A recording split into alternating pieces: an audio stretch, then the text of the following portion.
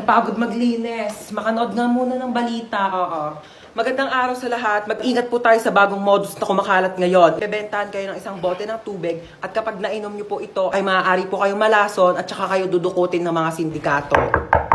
Ano yon? Hi ma'am, baka gusto nyo pong bumili sa akin ng mineral water. Magkano yan? 10 pesos po isa. Meron ka bang barya sa 100? Maghanap na lang po ako ng pwedeng pagbaryahan. Ma'am, wala po talagang barya eh. Taray mo dun oh. Sige po. Ito na po ma'am.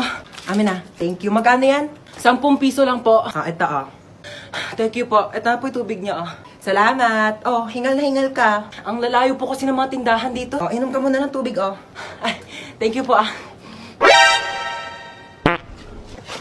Kala mo maisahan mo ako Nakakapagod.